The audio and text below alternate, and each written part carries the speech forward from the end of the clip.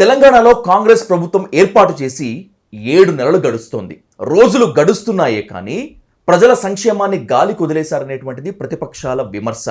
అయితే ప్రజలు కూడా ఇదే విమర్శలో ఉన్నారా, ఏకీభవిస్తున్నారా అంటే నిరుద్యోగుల ఆందోళన దీనికి బలం చేకూరుస్తోంది. ఇంతకీ ప్రజలను పట్టించుకోవడంలో కాంగ్రెస్ ప్రభుత్వం విఫలమవుతోందా, లేకపోతే పని లేక ప్రతిపక్షాల విమర్శలు చేస్తున్నాయా? అసలు తెలంగాణలో ఏం జరుగుతోంది అనేటువంటి దానిపై ఇన్ డీటెయిల్గా డిస్కస్ చేద్దాం. Let's invite NSUS state president and MLC Balmuri Venkat on to the dial news hot seat with Vijay Sadhu. Venkat garu నమస్తే. నమస్తే అండి. Welcome to dial news. First of all congratulations, మీరు MLC అయిన తర్వాత we're interacting. First of all చాలా మాట్లాడాలి, ఎందుకంటే ఎక్స్పెక్టేషన్స్ ఎక్కడో ఫెయిల్ అవుతున్నాయేమో అనేటువంటి ఒక మీమాంసం ఉంది. Let's come to the point. 6 నెలల్లో అద్భుతం ఏమీ జరగదు, మా చేతుల్లో అల్లావుద్దీన్ అద్భుత దీపం ఏదీ లేదు అని చెప్పి కొంతమంది కాంగ్రెస్ నేతలు మాట్లాడుతున్న దాన్ని ఒప్పుకోవాలా, లేకపోతే ఏదో చేస్తారని, అద్భుతాలు సృష్టిస్తారని మిమ్మల్ని తీసుకొచ్చి అధికారంలో కూర్చోబెట్టారు, ఇది ప్రజల అతి విశ్వాసమా, అత్యాస? What do you say? ఒకటి చాలా స్పష్టంగా తెలంగాణ రాష్ట్ర ఏర్పాటు అవడం కానీ, రాష్ట్ర ఏర్పాటు కావడానికి సహకారం అయింది కానీ అది కాంగ్రెస్ పార్టీ వల్ల, సోనియా గాంధీ గారి వల్ల అని చెప్పని అందరూ అంగీకరించాల్సిన విషయం. సరే, ఏర్పడ్డ తెలంగాణ రాష్ట్రంలో మొట్టమొదటికెళ్ళి మనదైతే ధనిక రాష్ట్రం కానీ, మనకున్న వనరులు కానీ, సంబంధించి మనకున్న ఎక్సైజ్ బడ్జెట్ కానీ, వీటన్నిటితోటి కూడా మొదటికెళ్ళి కూడా చాలా ఆలోచనతోటి ప్రతి సమస్యని పరిష్కరిస్తే, మీరు అన్నట్టు గత 10 ఏళ్ళలో అన్ని సమస్యల్ని పరిష్కరించింటే, కనీసం పరిష్కరించే దిశగా అడుగులేసింటే, లేదా అప్పుల పాలు చేయకపోయింటే, మీరు అన్నట్టు 6 నెలల్లో మనం ఎవరమన్నా కూడా అద్భుతాలు చేయగలుగుతుండే. కాకపోతే 10 సంవత్సరాలుగా లాస్ట్ 10 years 2014 అయితే ఫార్మేషన్ ఆఫ్ తెలంగాణ స్టేట్కి వెళ్ళి మొన్నటి దాకా 10 సంవత్సరాల బీఆర్ఎస్ పరిపాలనలో ఏదైతే మొట్టమొదటికెళ్ళి చెప్పిన ప్రతి హామీ కూడా, అంటే ఒక దళిత బిడ్డని ముఖ్యమంత్రి చేస్తా అని చెప్పిన హామీ కాడికెళ్ళి, విద్యార్థులకి KG to PG ఉచిత విద్యను అమలు చేస్తా అన్న హామీ కాడికెళ్ళి, ప్రతి సంవత్సరం 2 లక్షల ప్రభుత్వ ఉద్యోగాలు, ఇంటికొక ఉద్యోగం మొదట, దాని తర్వాత ప్రతి సంవత్సరం 2 లక్షల ప్రభుత్వ ఉద్యోగాలు కానివ్వండి, గిరిజనులకి పోడు భూము పట్టాలు ఇస్తా అన్న అంశం కానివ్వండి, దాని తర్వాత ఏదైతే దళితులకి దళిత బంధు అంశం అని తీసుకురావడం కానివ్వండి, మైనార్టీలకు 12% రిజర్వేషన్ కానీ, మహిళా సంక్షేమాలు కానీ, ఇలా అనేకమైన వాగ్దానాలు మొదట్లో బీఆర్ఎస్ పార్టీ చేసింది. చేసిన తర్వాత వాళ్ళ అధికారంలోకి వచ్చినాక అవన్నిటినీ మర్చిపోయి కేవలము కల్వకుంట్ల కుటుంబం తెలంగాణను ఒక గడి లెక్క, ఇది ఒక గడి, మేము ఒక దొరలము, కేసీఆర్ ఒక రాజు, కేటీఆర్ ఒక యువరాజు, కల్వకుంట్ల కవిత యువరాణి, హరీష్ రావు కోశాధికారి, మంత్రులంతా సామంత రాజులు. రాజు ఆజ్ఞాపించాలి, యువరాజు ఆమోదించాలి, కోశాధికారి సభలో పోయి ఓకే ఓకే అని చెప్పి అందరి దగ్గరికి వెళ్ళి లెటర్ తెచ్చుకోవాలి. కేసీఆర్ మీద తీవ్రమైన వ్యతిరేకతతోటి తెలంగాణ ప్రజలు మీకు ఓట్లేశారా, లేకపోతే బీఆర్ఎస్కు ప్రత్యామ్నాయం బీజేపీ కాదని బీజేపీ పక్కన పెట్టారా? బీఆర్ఎస్ బీజేపీ రెండూ ఒకటే, దీనికి సరైన ప్రత్యామ్నాయం కాంగ్రెస్సే అని నమ్మి తెలంగాణ ప్రజలు మీకు పట్టం కట్టారా? దేనికి మీరు చెప్తారు?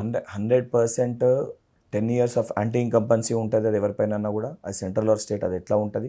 దానితో పాటు బీజేపీ కాంగ్రెస్ పార్టీ రెండు ఉన్నప్పుడు కాంగ్రెస్ పార్టీ పైన విశ్వాసాన్ని పెట్టుకొని 100% కాంగ్రెస్ పార్టీ మాకు కావాల్సిన సంక్షేమ పథకాలని తీరుస్తుందని ఒక నమ్మకంతో ప్రజలు మాకు ఓటేశారు. అది రేవంత్ రెడ్డి గారి పైన, బట్టి విక్రమార్క గారి పైన, మా నాయకుల పైన ఉన్న నమ్మకము, వాళ్ళపైన ఉన్న విశ్వాసంతో ఏదైతే సోనియా గాంధీ గారు తెలంగాణ రాష్ట్రాన్ని ఇచ్చారు, సోనియమ్మ పార్టీకి మనం ఓటు వేయాలి, 10 ఏళ్ళుగా ఈ యొక్క దొర తెలంగాణని మోసం చేసిండని చెప్పి ప్రజలందరూ కూడా భావించి ఈ కాంగ్రెస్ పార్టీని గెలిపించడం జరిగింది. ఓకే, మీరు అన్నట్లుగా, ఇందాక మనం మాట్లాడుకున్నట్లుగా, ఎవరి చేతుల్లో అల్లావుద్దీన్ అద్భుతం ఉండదు, 6 నెలల్లో అద్భుతాలు ఏమీ జరగవు. కానీ ఆపరేషన్ ఆకర్ష్ మీద పెట్టినటువంటి శ్రద్ధ నిరుద్యోగ సమస్యలపైన, రైతు రుణమాఫీ పైన, ఉద్యోగాల కల్పన పైన, ఇతర మౌలిక సదుపాయాల కల్పన పైన పెట్టలేదనేటువంటి విమర్శ మీ మీద ఉంది, మీ ప్రభుత్వం మీద. ఒప్పుకుంటారా? ఇప్పుడు చాలా స్పష్టంగా నేను మీకు ఫస్ట్కి వెళ్ళి ఏదేది చేసుకుంటూ వచ్చినామని మీకు బ్రీఫ్ చేస్తున్నాను. ఎగ్జాక్ట్లీ. సరే, మీరు దాంట్లో మధ్యలో ఇంటరప్ట్ చేసి మీరు వేరే సబ్జెక్ట్ ఏదో నన్ను అడిగారు. మీరు మిషన్ ఆకర్ష్ అని చెప్పి మీరు అంటారు. గతంలో మేము ప్రతిపక్షంలో ఉన్న ఏ రోజు కూడా బీఆర్ఎస్ పార్టీ అధికారంలోకి వచ్చినాక 6 నెలల్లో కూలిపోతుంది, 2 నెలల్లో కూలిపోతుంది, సంవత్సరంలో కూలగొడతామని ఏ రోజు మేము మాట్లాడలేదు. ఎందుకంటే ప్రజాస్వామ్యబద్ధంగా ప్రజలు ఎన్నుకున్న ప్రభుత్వము 5 సంవత్సరాలు నిలబడుతుందని ఒక నిలబడాలి అని చెప్పి మనం కోరుకోవాలి ప్రజాస్వామ్యం. That is what system is. కూలిపోతుందని ప్రభుత్వం ఏర్పడిన 30 రోజులకే కూలిపోతుందని చెప్పి కేసీఆర్ గారు మాట్లాడతారు, కూలిపోతుందని కేటీఆర్ గారు మాట్లాడతారు, కూలగొడతాము. మొదట కూలిపోతుంది, తర్వాత కూలగొడతాము. బీజేపీ పార్టీ లక్ష్మణ్ గారు మాట్లాడతారు. ప్రజాస్వామ్యబద్ధంగా 64 మెజారిటీ ఇచ్చిన ఒక పార్టీని ప్రజలకి సంక్షేమ పథకాలు అందించాలని చెప్పి ఒక దూరదృష్టితోటి ప్రజలకు కావాల్సిన స్కీమ్స్ అన్నింటినీ కూడా ఇంప్లిమెంట్ చేయాలని చెప్పి ఒక ఆలోచనతోటి, ఏ కళలతోటి కాంక్షతోటి ప్రతి తల్లి తెలంగాణ కావాలనుకుందో ఆ కళలు నెరవేరాలని చెప్పి సోనియమ్మ తెలంగాణ రాష్ట్రాన్ని ఇచ్చిందో ఆ కళలు సాకారం చేయడానికి మా ముఖ్యమంత్రి గారు కృషి చేస్తుంటే కూలగొడుతుంది అని అంటే వాళ్ళ పార్టీలు ఉన్న సొంత నాయకులు, బీఆర్ఎస్ పార్టీలు ఉన్న సొంత నాయకులు, మేము 10 ఏళ్ల గడి పరిపాలన చూసినాము, మేము శాసనసభ్యులుగా మంత్రులుగా ఉంటే మాకే అపాయింట్మెంట్ ఇవ్వలేదు ఈ కల్వకుంట్ల చంద్రశేఖర్ రావు. మళ్ళీ ఈయన బీజేపీ పార్టీతోటి పొత్తు పెట్టుకుంటా అంటారు పార్లమెంట్ ఎలక్షన్ తర్వాత. అదే జరిగితే ఇంకొక 5 సంవత్సరాలు ప్రజలు ఇబ్బంది పడతారని చెప్పి నమ్మి కేటీఆర్ గారు దానం నాగేందర్ గారితో స్వయంగా దానం నాగేందర్ గారు టీవీ9 ఇంటర్వ్యూలో చాలా స్పష్టంగా చెప్పారు, ఎలక్షన్ తర్వాత బీజేపీ పార్టీ మనం కలిసి గవర్నమెంట్ ఫామ్ చేస్తాం నాగన్నా, నువ్వు పోకు అని చెప్పని దానం నాగేందర్ గారు వారి బిడ్డల సాక్షిగా కేటీఆర్ మాట్లాడిన మాటలు చెప్పి అవన్నిటినీ తట్టుకోలేక ఆ పార్టీ నాయకులు రేవంత్ రెడ్డి గారు ముఖ్యమంత్రి ఉంటే ప్రజలకి బాగు జరుగుతుంది, మేలు జరుగుతుంది, కాంగ్రెస్ ప్రభుత్వం 5 సంవత్సరాలు తప్పనిసరిగా ఉండాలని చెప్పి ఈ యొక్క ప్రజా పరిపాలన కొనసాగాలని చెప్పి స్వచ్ఛందంగా వారు వచ్చి కాంగ్రెస్ పార్టీలో చేరుతారు తప్ప మాకున్న ఏసీబీ రైడ్లు చేసో గతంలో వాళ్ళు చేసినట్టు, లేదా బీజేపీ పార్టీలుగా ఈడీ రైడ్లు చేసో మేము ఎవరిని భయపెట్టో భయభ్రాంతులకు గురి చేసో మా పార్టీలో చేర్చుకుంటలేము. తేడా చెప్తున్నాం మీకు ఆ గతానికి ఈ రోజున్న వాస్తవ పరిస్థితులకి. ఆపరేషన్ ఆకర్ష్ గురించి ఈ మధ్య ఎప్పుడు మాట్లాడినా, కాంగ్రెస్ నేతలను ఎప్పుడు నిలదీసినా కూడా దానం నాగేందర్ చెప్పారు అనేటువంటి ఈ స్టేట్మెంట్ని తీసుకొచ్చి పెడుతున్నారు. Okay, it's well and good. Danam Nagender credibility ఏంటో ప్రజలకు తెలియదా?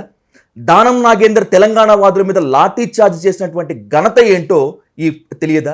అలాంటి దానం నాగేందర్ పార్టీ మారితే స్వలాభం కోసం, స్వార్థం కోసం పార్టీ మారారని చెప్పేటువంటి ప్రజలు కామన్ మెన్లీ ఎక్కువ ఉన్నారు. అలాంటి దానం నాగేందర్ స్టేట్మెంట్ని తీసుకొని మీరు ఆపరేషన్ ఆకర్ష్ని మీరు సపోర్ట్ చేసుకుంటున్నారంటే హౌ షేమ్ ఇట్ ఈస్ అనేటువంటిది చాలా ఇబ్బందికరంగా ఉంది. మీరు చాలా పెద్ద మాట మాట్లాడుతున్నారు. ఏదైతే మీరు ఇదే షేమ్ అనేది హరీష్ రావుని ఎప్పుడన్నా కేటీఆర్ గారిని డైరెక్ట్ ఇంటర్వ్యూ చేసి అడగగలిగిరా? ఖచ్చితంగా కనుక ఛాన్స్ వస్తే ఎవరినైనా నిలదీస్తాం. ఏమడుగుతున్నా, ఛాన్స్ వస్తే అని అంటారు, మీకు ఛాన్స్ వారు ఇవ్వాలి. నా ముందే ఫోన్ చేయండి మీరు, హరీష్ రావుకో కేటీఆర్ గారికి కాల్ చేసి మీ 10 ఏళ్ల పరిపాలన పైన నేను ఇంటర్వ్యూ చేస్తాను అని చెప్పి అడగండి. ఇస్తారో ఇంటర్వ్యూ? నేను చూస్తాను. ఫోన్ తీసి ప్రయత్నిద్దాం. ఖచ్చితంగా ఫోన్ తీసి మీరు చేయండి. ఖచ్చితంగా ప్రయత్నిద్దాం. ఏమన్నారు మీరు? ఫోన్ తీసి చేసి మాట్లాడండి. వాళ్ళు లేపుతారో చూస్తా. ఇదే మా కాంగ్రెస్ పార్టీ నాయకుల నెంబర్లు ఇస్తా, ఫోన్ తీసి ఫోన్ చేయండి, వాళ్ళు ఫోన్ లేపుతారు. ఓకే. ఏదైతే స్వయంగా కేసీఆర్, కేటీఆర్, హరీష్ రావు గారు వారు ప్రజాక్షేత్రంలో ప్రెస్ ముందే అన్నారు ఈ ప్రభుత్వం కూలిపోతుంది అని. వాళ్ళు బయటికి వచ్చి అన్నారు. ఇది నేనన్న మాటలు కాదు, అది వాస్తవం కాదా? వాళ్ళన్నమాట వాస్తవమే. నేను మీకు 2 విషయాలు చెప్పిన, నేను మీకు బోత్ ద థింగ్స్ చెప్పిన. వాళ్ళు అన్న మాటలు, దాంతోపాటు దానం నాగేందర్ గారు స్టేట్మెంట్ చెప్పిన. ఎగ్జాక్ట్లీ. అండ్ దానం నాగేందర్ గారు is representative from A constituency which is in Telangana. Khairatabad నియోజకవర్గ ప్రజలే వారిని ఎన్నుకోండ్రు. వారిని ఎన్నుకుంది కూడా ఖైరతాబాద్ నియోజకవర్గ ప్రజలే. మీరు అన్న ఇది మొత్తం అయినాక వారు elected MLA. Is an elected MLA, is representative from Telangana. ఇక్కడ ఉన్న ప్రజలే ఎన్నుకున్నారు ఆయనని. ఎన్నుకున్నప్పుడు ఆయన క్రెడిబిలిటీ ఏందో నిజంగా వాస్తవాల్లో ఉంటే ఆయన ఎమ్మెల్యే కూడా గెలవకపోతుంది. ఓకే. ఏదైతే సంబంధించి ఆయన చేసిన పొరపాటుని ఆయన ఒప్పుకుంటూ గతంలో ఆ రకంగా చేయడం తప్పు అని చెప్పి ఆయన మాట్లాడిండు. దాని తర్వాత జరిగిన వాస్తవాలను ఆయన బయట పెట్టిండు. నేను దానం నాగేందర్ గారు క్రెడిబిలిటీ గురించో దాని గురించో నేను డిస్కషన్ పెడతలే. ఆయన క్రెడిబిలిటీ ఆయన ప్రూవ్ చేసుకోండు. బట్ వీరు మాట్లాడిన మాటలని మరి మీరు యాక్సెప్ట్ చేస్తారా? Is this correct in democratic వే? ఖచ్చితంగా. అది ప్రజాస్వామ్యంలో అది కరెక్టా? ఖచ్చితంగా. నేను మాట్లాడిన అంటే బీఆర్ఎస్ పార్టీ ప్రగతి భవన్ లో మంత్రులు, వాళ్ళ హయాంలో మంత్రులు పోతే కూడా మంత్రుల్ని ఆపిన మాట వాస్తవమా కాదా? ఒకటే మాట వెంకట్ గారు, ఇదే ఆపరేషన్ ఆకర్ష్ని కాంగ్రెస్ నుంచి బీఆర్ఎస్ అమలు చేస్తున్నప్పుడు రోడ్డెక్కి ధర్నాలు చేశారు మీ పార్టీ. రాజ్యాంగాన్ని కూని చేస్తున్నారు, బాబాసాహెబ్ అంబేద్కర్ యొక్క ఆశయాల్ని సమాధి చేస్తున్నారు అని చెప్పి మీరే మాట్లాడారు. అలాంటి మీరే మళ్ళీ మీరు అధికారంలోకి వస్తే ఆపరేషన్ ఆకర్ష్ చేస్తున్నారు. ఒకటే స్ట్రైట్ క్వశ్చన్, ఎందుకు చేయాల్సి వచ్చింది? అప్పుడు టీఆర్ఎస్ కి ఇప్పటికి మీకు తేడా ఏంటి? మీకు ఏమంటున్నా, ఎందుకు చేయాల్సి వచ్చింది? ఓకే, ఎందుకు చేస్తారు? Let me come to that point. BJP నేత లక్ష్మణ్ గారు మాట్లాడారనో, లేకపోతే కేటీఆర్ గారు మాట్లాడారనో, లేకపోతే ఇంకెవరో మాట్లాడారనో ప్రభుత్వం కూలిపోతుంది, కూలగొడతాం, ఇది మీరు చెప్పేటువంటి ఆబ్లిగేషన్. అంటే మేము ఎవరిని ఆకర్షణ చెప్పి మేము ఎవరిని పిలిచి మేమేమి వాళ్ళని భయభ్రాంతులకు గురి చేసి రమ్మని చెప్పి ప్రయత్నిస్తలేం. స్వయంగా వారు మాట్లాడే మాటలు తట్టుకోలేక నేను అదే ప్రజలకి మేలు చేకూర్చాలని చెప్పి ఆ సంబంధించిన శాసన సభ్యులు, శాసన మండలి సభ్యులు వచ్చి కాంగ్రెస్ పార్టీలో చేరుతారు. ఎగ్జాక్ట్లీ బీఆర్ఎస్ కూడా సేమ్ ఇదే చెప్పింది. అప్పుడు బీఆర్ఎస్ చెప్పలే, బీఆర్ఎస్ పార్టీలో పోయిన ప్రతి ఎమ్మెల్యే బిఫోర్ ఏసీబీ రైడ్లైనా మీకు ఎవిడెన్స్ చూపిస్తా, పోలీస్ కేసులు పెట్టిన ఎవిడెన్స్ నేను మీకు చూపిస్తా. ఈ రోజు ఒక్క ఎవిడెన్స్ చూపించండి భయభ్రాంతుల గురి చేసి తీసుకున్నారు. సింగిల్ ఎవిడెన్స్ చూపించి చెప్పండి. నేను చెప్పేది ప్రతిది కూడా రికార్డ్, నేను ఎవిడెన్స్. సో నిజంగా ఇప్పటి వరకు టీఆర్ఎస్ నుంచి కాంగ్రెస్ లో చేరినటువంటి ఎమ్మెల్యేలు మాత్రమే కాకుండా నిన్న అర్ధరాత్రి 1 గంటకు చేరినటువంటి బీఆర్ఎస్ ఎమ్మెల్సీలు మొత్తం అంతా కూడా కాంగ్రెస్ యొక్క ప్రజాకర్షక విధానాలని, ప్రజాపాలనని మెచ్చి మీ పార్టీలో జాయిన్ అయ్యారు అంటారు. 100%. Okay, no problem. 100%. No, okay. ఇందాక క్వశ్చన్ కంటిన్యూ చేద్దాం. లక్ష్మణ్ గారు అన్నారనో లేకపోతే ఇంకొకళ్ళు అన్నారనో ఇంకెవరైనా కూడా అనొచ్చు, your on the clear cut majority. అన్నింటికీ మించి మీ సభ్యుల మీద మీకు నమ్మకం ఉంది. అప్పుడు అలా ఉన్నప్పుడు ఎవరండి మాట్లాడితే నమ్మకం ఏంటి? అంటే రేవంత్ రెడ్డి టీం కెప్టెన్సీ మీద కానీ, కాంగ్రెస్ ఎమ్మెల్యేల మీద కానీ, మీకు కానీ, మీ మంత్రులకు కానీ ఏ మాత్రం నమ్మకం లేదా? Do you want to say that? అయిపోయిందా? Please answer it. You please. మేము మా క్యాప్టెన్సీ పైన, మా టీం పైన నమ్మకం లేదని మేము ఎవరిని పోయి రమ్మని చేర్చామని అడుగుతలే, లేకపోతే మేము పబ్లిక్ అపీల్ ఏం చేయలే, మిషన్ ఆకర్షి చేస్తున్నాం రండి చేరండి అని చెప్పి, లేదా మా ముఖ్యమంత్రి గారు రండి అని చెప్పి ఇక్కడ మాట్లాడలే. వాళ్ళు స్వయంగా వస్తాము పాలన నచ్చి అని అంటే వెలగొట్టలేరు కదా. మీ ఇంటికి ఎవరైనా అతిథి వచ్చినప్పుడు ఇంటి బయటికి వెలగొట్టరు కదా. రా ఏదైతే పరిపాలన నచ్చి మేము వచ్చి చేరుతామని చెప్పి చెప్తున్నప్పుడు, వాళ్ళు స్వయంగా వస్తున్నప్పుడు, ఒకరు కాదు ఉన్నోళ్ళందరూ వచ్చి చేరుతున్నప్పుడు, చాలా స్పష్టంగా వాళ్ళు చెప్తున్నప్పుడు, ఇక మీరు అదే విషయం నన్ను అడిగితే మీ మా 100% మా టీం పైన మాకు కాన్ఫిడెన్స్ ఉంది, మా మంత్రివర్గం పైన మాకు కాన్ఫిడెన్స్ ఉంది. కాబట్టి అంత స్పష్టంగా కాంగ్రెస్ పార్టీ టికెట్ పైన గెలిచిన వాళ్ళకే మంత్రివర్గంలో చోటు ఉంటుందని చాలా స్పష్టంగా మా ముఖ్యమంత్రి గారు చెప్పారు. మేమేం పక్క పార్టీకి వెళ్ళి తీసుకొని మంత్రులు ఇస్తలేము. మా దగ్గర ఎవరు వ్యక్తులు లేక, లేదా మా దగ్గర టీం లేక, వాళ్ళ లెక్క గతంలో కేసీఆర్ గారు చేసినట్టు కాంగ్రెస్ పార్టీకి వెళ్ళి తీసుకొని మేము మంత్రులు చేస్తలేము. వాళ్ళు అక్కడ శాసనసభ్యులే, ఇక్కడికి వచ్చిన శాసనసభ్యులే, అక్కడ శాసన మండలి సభ్యులే, ఇక్కడికి వచ్చిన శాసన మండలి సభ్యులే. మేము వాళ్ళ కొత్త పదవులు ఇస్తలేము. గత ప్రభుత్వము వాళ్ళు చేర్చుకొని మంత్రివర్గంలో చోటిస్తామని ఆశ పెట్టి ఇచ్చి మంత్రులు చేసుకోరు. ఇది నిజం కాదా? ఇది వాస్తవాలు కాదా? ఎంత కాదనుకున్నా ఇది పార్టీ ఫిరాయింపులే. ఓకే, పార్టీ ఫిరాయింపులు అనండి, లేకపోతే ఆపరేషన్ ఆకర్షణ అండి, లేదంటే మీ వాయిస్లోనే చెప్పాలనుకుంటే ప్రజాపాలన నచ్చి చేరుతున్నామని అనుకోండి. Okay, no probs at all. వాళ్ళు చేరే ముందు ప్రాబ్లం మీకో నాకో కాదు. ఏమంటున్నా, ప్రాబ్లం మీకో నాకో కాదు. వాళ్ళు చేరినరు ప్రజాస్వామ్యబద్ధంగా, దానిపైన సంబంధించి లీగల్ కాంప్లికేషన్స్ ఉన్నా దానికి సంబంధించి స్పీకర్ గారు, న్యాయస్థానం ఉంటుంది. What ever decision will come, 100% party will follow that, government will follow that. I'm coming to the point. ఎమ్మెల్యేలను చేర్చుకునే ముందు కానీ, ఎమ్మెల్సీలను చేర్చుకునే ముందు కానీ వాళ్ళు గెలిచినటువంటి నియోజకవర్గ ప్రజల యొక్క అభిప్రాయం తీసుకున్నారా? కనీసం మీ పార్టీ కార్యకర్తల అభిప్రాయం తీసుకున్నారా? అలాంటి ఘటనలు ఉన్నాయా? ఏదైతే సంబంధించి మీరు అనేది ప్రజల అభిప్రాయం అనేది 100% దానికి సంబంధించిన వ్యక్తులు, అక్కడ ఉన్న వ్యక్తులు ఇంటర్నల్గా మా వాళ్ళు తీసుకోవడం జరుగుతుంది. ఓకే, మా పార్టీ అభిప్రాయం అనేది ప్రజాక్షేత్రంలో పబ్లిక్ ముందు తీసుకోరు. That is a internal issue. Exactly. ఇప్పుడు మీరు ఒక మీడియా ఛానల్ రన్ చేస్తే మీ తోటి యాంకర్ తోటి మీద మాట్లాడుతుంటే కెమెరా ఓపెన్ పెట్టి ఏం చేసినాం అని చెప్పి మాట్లాడతారా? పర్సనల్గా 4 గోడల మధ్యలో మీరు మాట్లాడతారా? 4 గోడల మధ్యలో మీరు మాట్లాడతారు కదా, స్క్రిప్ట్ ఇవాళ ఏది పోయి ఇంటర్వ్యూ చేయాలనంటే. మా పార్టీ ఆడున్న మా వ్యక్తులకు కానీ ఏదైనా ఇబ్బంది ఉంటే 4 గోడల మధ్యలో వాళ్ళని పిలిచి సంజాయిస్తారు. హుజూరాబాద్ లో ఖచ్చితంగా బల్మూరు వెంకట్ గెలుస్తాడు, గెలిచి తీరతాడు అనే నమ్మకంతో మీకు అక్కడ టికెట్ ఇచ్చారని ఈ రోజుకు మీరు హార్ట్ఫుల్గా నమ్ముతున్నారా? ఒకటి, పార్టీ ఎప్పుడు టికెట్ ఇచ్చినా 2 ఉంటాయి. తెలంగాణలో ఆ రోజు ఉన్న పరిస్థితులు గెలుస్తాడు, గెలిచి తీరుతాడు అనే దానికంటే కూడా పార్టీ పైన ఎవరికి టికెట్ ఇచ్చినా వాళ్ళని వీళ్ళు భయభ్రాంతిలో గురి చేసో, లేకపోతే ప్రలోభాలకు గురి చేసో గుంజేసుకుంటారు. ఓకే, పార్టీ ఆడెవరికి టికెట్ ఇచ్చినా అప్పటికే అక్కడ ఉన్న మా ఎమ్మెల్యే క్యాండిడేట్ని వాళ్ళు last 15 days 20 days before join చేసుకోవడం జరిగింది. ఎవరికి టికెట్స్ ఇచ్చినా స్థానికంగా ఆడున్న లోకల్ లీడర్స్కి ఎవరికైనా ఇస్తే భయభ్రాంతిలో గురి చేస్తే మళ్ళీ ఏదన్నా ఇబ్బంది అవుతుందన్న ఒక పరిస్థితి, పెద్దోళ్ళని ఇంకేదన్నా ఉంటే అది చేసి ఇబ్బంది పెడతారనే పరిస్థితిలో ఆ ఉమ్మడి జిల్లాలో అప్పటికే బీఆర్ఎస్ పార్టీకి వెళ్ళి ఒక విద్యార్థి నాయకునికి అవకాశం ఇచ్చారు. సో అదే ఉమ్మడి కరీంనగర్ జిల్లాకి వెళ్ళి ఎవరున్నారు ఏంది అని చెప్పి చూస్తుంటే బల్మూరి వెంకట్కి ఈ హుజురాబాద్ ఎన్నికల్లో మనం అవకాశం ఇస్తే ఒక మంచి లీడర్ లెక్క రేపు పొద్దున ఏదైతే తెలంగాణ ప్రజలకు ఉపయోగపడతాడో, ఆడున్న గత 10 ఏదైతే సంబంధించి అప్పటివరకు గత 8-9 సంవత్సరాలకి నేను పడ్డ కష్టాన్ని గుర్తించి ఆడ నాకు అవకాశాన్ని ఇచ్చింది. అదే 29 సంవత్సరాలకి 28-29 సంవత్సరాలకి కాంగ్రెస్ పార్టీ బీఫామ్ ఏదైతే ఒక క్యాండిడేట్ లెక్క అంత పెద్ద ఎన్నికల్లో అవకాశం కల్పించినప్పుడు, ఒక యువకునికి అవకాశం కల్పించినప్పుడు నువ్వు గెలుస్తారని ఇచ్చిరా ఓడిపోతారని ఇచ్చిరా అంటే that it self is an opportunity. Party మీద మీకున్నటువంటి డెడికేషన్, ఆపర్చునిటీ పార్టీ మీద మీకున్నటువంటి డెడికేషన్ కి, మీ క్రమశిక్షణకి నేను ఖచ్చితంగా ఇంప్రెస్ అయ్యాను అండ్ బై సమ్ ఇంప్రెస్ అయి తీరుతాను. But I want keep you 1-2 straight questions before you. ఇవి మీ దాకా వచ్చి ఉన్నాయో లేదో నాకైతే తెలియదు, కానీ వచ్చి ఉంటే ఓకే, రాకపోతే మీ ముందు పెడతాను. You have to blast the silence, you have to break the rumours at all.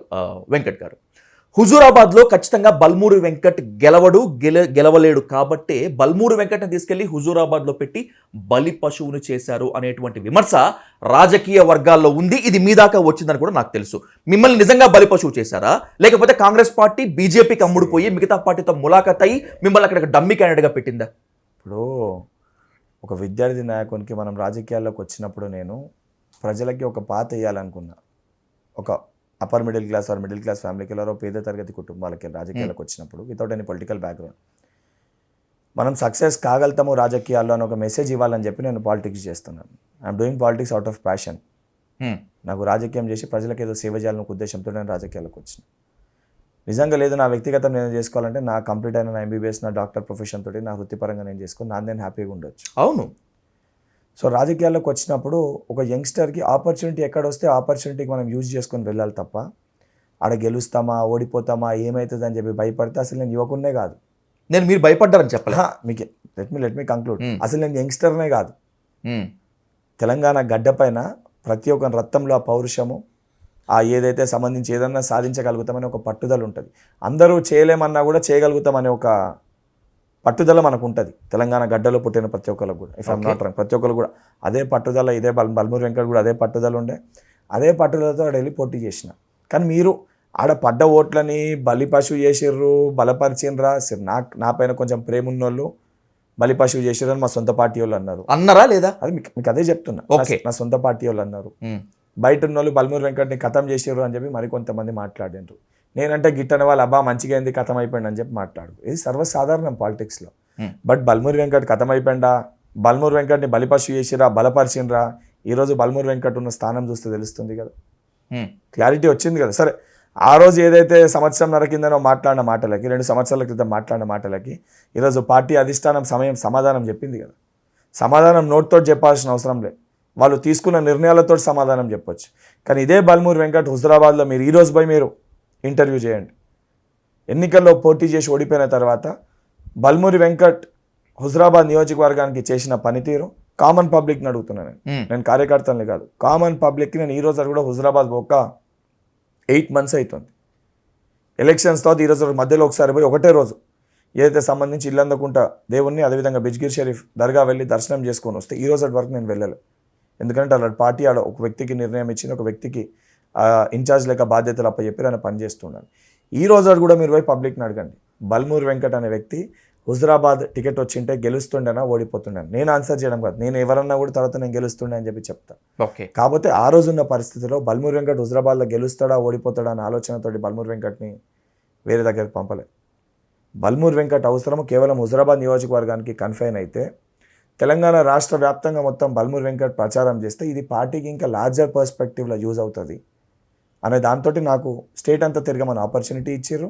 At the same time నేను కూడా రాష్ట్రంలో కాంగ్రెస్ పార్టీ అధికారంలోకి రాకుండా కేవలం హుజూరాబాద్లో నేను ఎమ్మెల్యే అయితే, ఈ కేసీఆర్ అంటాడు మళ్ళీ ముఖ్యమంత్రి అయితే అదే కొట్లాట ఉంటుంది తప్ప, ఏదైతే అసెంబ్లీ బయట కొట్లాడింది లోపల కొట్లాట ఉంటుంది తప్ప ప్రజలకి నేనేం సంక్షేమ పథకాలు తీసుకురాలేను.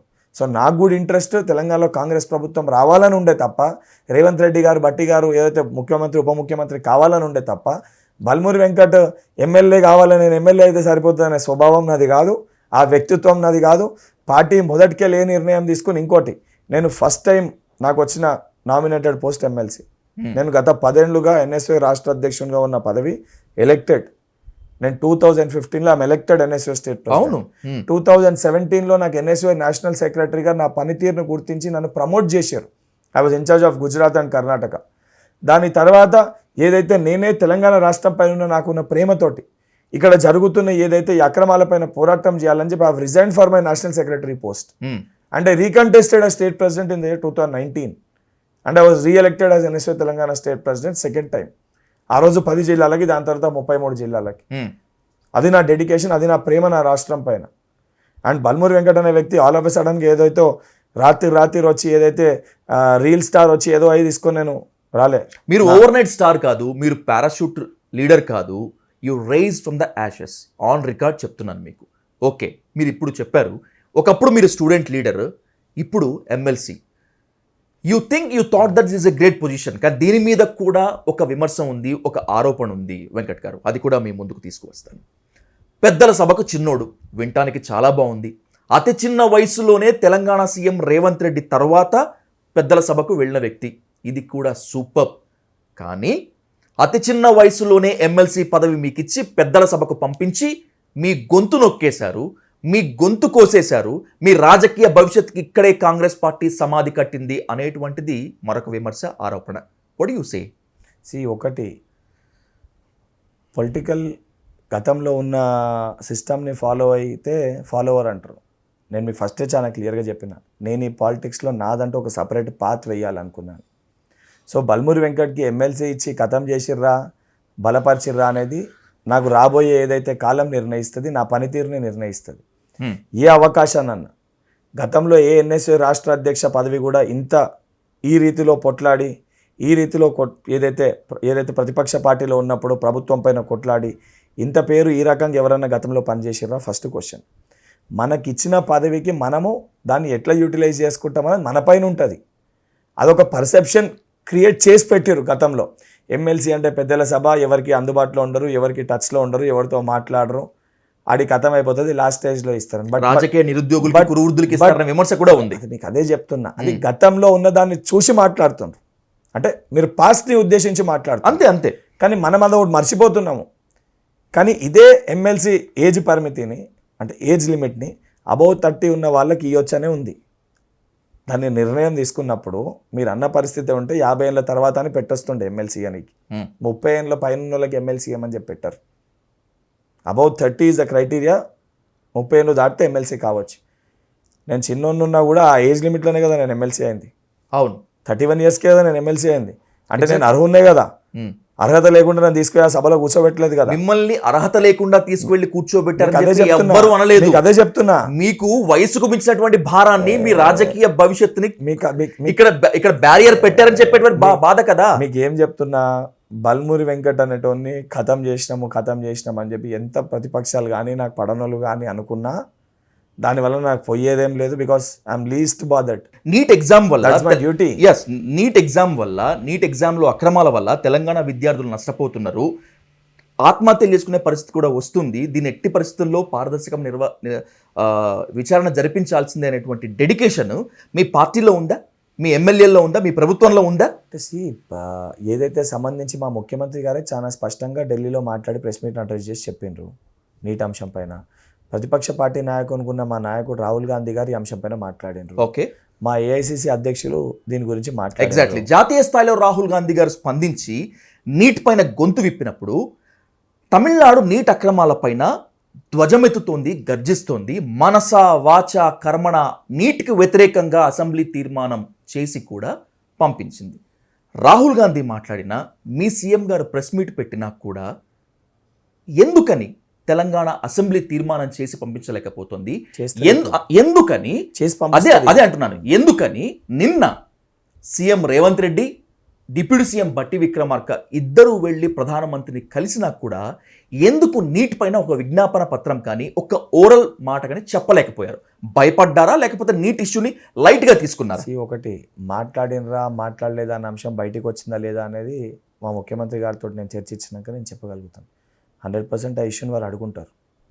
100% అడుగుంటారు. What they requested, what they spoke about Telangana issues అనేటువంటిది నిన్న ప్రెస్ మీట్ లో డిప్యూటీ సీఎం బట్టి విక్రమార్క గారు మొత్తం చెప్పారు. That issue was confine to Telangana state సమస్యల గురించి వారు అడ్రస్ చేసి మాట్లాడారు. ఓకే, నీట్ ఇష్యూకి సంబంధించి వారు మాట్లాడిందా లేదా, రేపు పొద్దున అసెంబ్లీలో పెడతలేదా మీకు తెలుస్తుంది.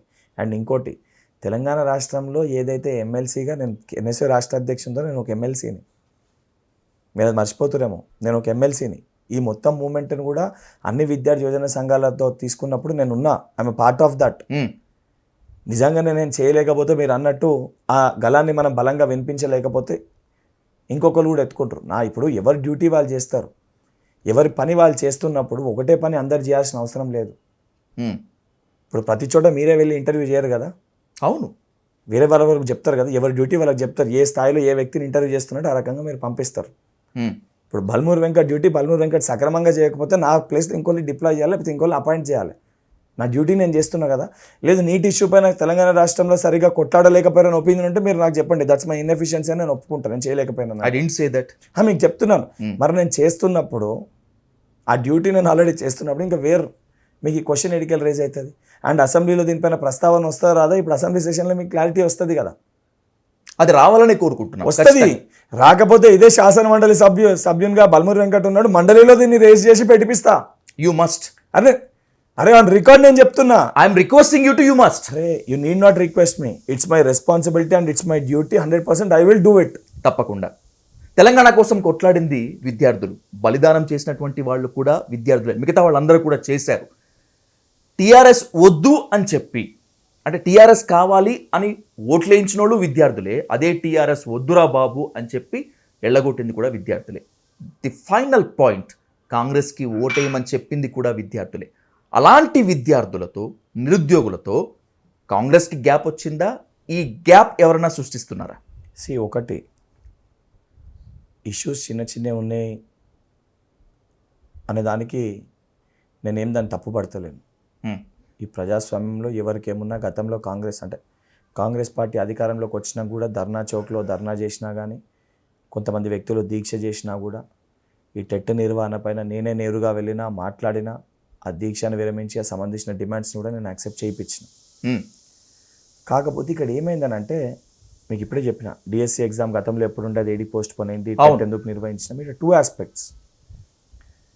ఒక పేపర్ తోటి ఒక వ్యక్తి ప్రెస్ మీట్ పెట్టి మాట్లాడుతూ, కల్వకుంట్ల తారక రామారావు గారు జరిగిన ఒక ప్రెస్ మీట్లో 10 ఎగ్జామ్లు ఇప్పటికే కంప్లీట్ కావాలి, కాంగ్రెస్ పార్టీ ఒక ఎగ్జామ్ కూడా కండక్ట్ చేయలే అని చెప్తూ ఈ ఎగ్జామ్లని పోస్ట్ పోన్ చేయాలి అని మాట్లాడుతారు. నేను అడిగింది మీకు అర్థమైంది కదా? I got it. ఒక పేపర్ తోటి అవును, ఈ ఎగ్జామ్లని నిర్వహిస్తలేరు అని చూపించుకుంటా, నిర్వహించే ఎగ్జామ్లను ఎప్పుడు పోస్ట్ పోన్ చేస్తుర్రు, పోస్ట్ పోన్ చేయండి అని అడుగుతుండి కూడా అదే వ్యక్తి. కేటీఆర్ మాత్రమే కాకుండా కొంతమంది విద్యార్థులు కూడా అడుగుతున్నారు అదే మాట. మీకు ఏమంటున్నా, ఇప్పుడు ఫస్ట్ ఎగ్జామ్స్ పెట్టన్నా పోస్ట్ పోన్ చేయన్నా, ఫస్ట్ మీరు నాకు ఆ క్లారిటీ ఇవ్వండి. Can I? ఎగ్జామ్స్ పెట్టన్నా ఖచ్చితంగా పోస్ట్ పోన్ చేయన్నా. ఖచ్చితంగా మీరు ప్రామిస్ చేసినట్లు ఏడాదికి 2 లక్షల ఉద్యోగాలు ఇవ్వాల్సిందే, ప్రతి ఏడాదికి జాబ్ క్యాలెండర్ ఇవ్వాల్సిందే, మీ ప్రామిసెస్ నిలబెట్టుకోవాల్సిందే, నో డౌట్ ఎట్ ఆల్. కానీ ఎందుకని మీరు నిర్వహించబోయేటువంటి డిఎస్సి మీద స్టూడెంట్స్ నుంచి వ్యతిరేకత వస్తుంది పోస్ట్ పోన్ చేయాలని? And by the same way group 1కి 1:100 అనేటువంటిది, అలాగే ఆగస్టులో జరగబోయేటువంటి గ్రూప్ 2, గ్రూప్ 3 వీటన్నిటికీ పోస్టులు పెంచాలనేటువంటి ఇలాంటి డిమాండ్స్ వస్తున్నప్పుడు ఎందుకో కాంగ్రెస్ గవర్నమెంట్ ఏదో చిన్న చిన్న సాకులు చూపి ఈగోకి పోతుందేమో, స్టూడెంట్స్ని పట్టించుకోవట్లేదేమో అనేటువంటి విమర్శ ఒకటి ఉంది. You please clarify on that. ఒకటి, గ్రూప్ 1లో 1:100 అని మీరు అంటున్నారు. ఓకే, గతంలో బట్టి గారు కూడా మాట్లాడినారు ఈ అంశం పైన అసెంబ్లీలో, అది కూడా ఓకే. ఒక నోటిఫికేషన్ మనం ఇచ్చినప్పుడు ఆ నోటిఫికేషన్లో చాలా క్లియర్గా ఈ గ్రూప్ 1 క్యాన్సిల్ అయ్యి కొత్త నోటిఫికేషన్, గతంలో జియో నెంబర్ 55 అనే ఒక అంశం ఉండే నోటిఫికేషన్లో. ఆ సమయానికి బట్టి గారు అసెంబ్లీలో మాట్లాడినప్పుడు GO number 50 already notification issue చేశారు, ప్రాసెస్ స్టార్ట్ అయింది. ఓకే, జియో నెంబర్ 55ని తీసేసే పరిస్థితి లేదు, తీసేయాలంటే నోటిఫికేషన్ని క్యాన్సిల్ చేయాలి. సో దాని వలన మెరిట్ స్టూడెంట్స్ నష్టపోతున్నారు అని చెప్పి 1:100 పిలవాలి, 1:100 ఇవ్వాలని చెప్పి బట్టి గారు డిమాండ్ చేశారు. బట్ నోటిఫికేషన్ క్యాన్సిల్ అయ్యి గ్రూప్ 1 ఏదైతే గతంలో బట్టి గారు చేసినప్పుడు, ఇది సీఎం గారి దృష్టికి తీసుకొని వెళ్ళినప్పుడు, సీఎం గారు గ్రూప్ 1 నోటిఫికేషన్ ఇచ్చేటప్పుడు గవర్నమెంట్ అండికెళ్ళి టీజీపీఎస్సీకి కూడా ఏదైతే సంబంధించి చెప్పడం జరిగింది, ఆ జియో నెంబర్ 55ని క్యాన్సిల్ చేయండి, లేకపోతే అది ఇబ్బంది జరుగుతుంది పిల్లలకి అన్నాక ఇమీడియట్గా కొత్త నోటిఫికేషన్లో జియో నెంబర్ 55ని టీజీపీఎస్సీ క్యాన్సిల్ చేసింది. క్యాన్సిల్ చేసి చాలా స్పష్టంగా 1:50 అని నోటిఫికేషన్లో మెన్షన్ చేశారు. మెన్షన్ చేసిన 1 వీక్ ఆర్ 10 డేస్ మెయిన్ ఏదైతే ప్రిలిమ్స్ ఎగ్జామ్స్ అయిపోయేంత వరకు ఇష్యూ ఎక్కడ రేజ్ కాలే. మీరు అన్నట్టు నోటిఫికేషన్ రిలీజ్ అయినప్పుడే 1:50ని 1:100 చేయాలని చెప్పి ఎవరైనా రిక్వెస్ట్ చేసినా, ఎవరైనా రిప్రజెంటేషన్ ఇచ్చినా, లేదా నా దగ్గరికి ఎవరైనా వచ్చి చెప్పినా 100% అదే రోజు ఇష్యూ రిజాల్వ్ అవుతుండే. అదే రోజు అంతా అయిపోయినాక ఏదైతే సంబంధించి ప్రిలిమ్స్ ఎగ్జామ్ అయిపోయినాక ఈరోజు ఏదైతే సంబంధించి 1:100 చేయాలని చెప్పి అడుగుతారు. 1:100 చేయాలని చెప్పి ఈరోజు మనం నిర్ణయం తీసుకొని సరే టీజీపీఎస్సీకి సీఎం గారు ఒకసారి మాట్లాడి పెట్టిస్తే కూడా ఓకే పోస్టులు మటుకు ఉన్న 560 పోస్టులకు మటుకే జాబ్ ఇచ్చేది. ఆల్రెడీ ఉన్నదాని ప్రకారం నాకు తెలిసి 40,000 50,000 షార్ట్ లిస్ట్ అవుతారు. ఏది ప్రిలిమ్స్కి మీరు అన్నట్టు 1:100 పిలిస్తే 1,00,000 మంది షార్ట్ లిస్ట్ అవుతారు. ఓకే సరే ఇప్పుడున్న వాళ్ళు అడగట్లే, కానీ కొత్త పాస్ మీరు అప్పుడు మళ్ళీ మీరు కూడా పోయి అడుగుతారు కొత్త పాసర్ మరి వీళ్ళకి టెట్ పెట్టాలని మీరు, because you play the same common role. మీరు వెళ్ళి మరి వాళ్ళకు కూడా మైక్ పెడతారు ఏం చేయాలనగానే స్టూడెంట్స్ వేరేమో, బట్ 100% వాళ్ళు తెలంగాణ వాళ్ళు కూడా ఓటు వేసారు కాంగ్రెస్ పార్టీ. మళ్ళీ టెట్ పెట్టాలి, ఏదో పోస్ట్ పోన్ చేసారు కదా మేము ఇప్పుడే పాస్ అయినా మాకు టెట్ నిర్వహించాలని అంటారు. మళ్ళీ టెట్ నిర్వహిస్తాం, మళ్ళీ వాళ్ళకు కూడా సేమ్ ఇదే, మళ్ళీ వాళ్ళు కూడా ఒక 2 months పోస్ట్ పోన్ చేయమని అడుగుతారు. ఇట్లా చేసుకుంటూ వెళ్దామంటే ఇబ్బంది ఏం లేదు, but make a clear stand. దీనికి సొల్యూషన్ కనుక్కునేటువంటి ప్రయత్నం చేద్దాం. ఇప్పుడు నిరుద్యోగులు ఏమంటున్నారంటే మా ఆవేదనను పట్టించుకోవాల్సిన స్థాయిలో కాంగ్రెస్ ప్రభుత్వం పట్టించుకోవట్లేదు అని చెప్పి కొన్ని చోట్ల నిరసన వ్యక్తం చేస్తున్నారు, కొన్ని చోట్ల ఆగ్రహం వ్యక్తం చేస్తున్నారు.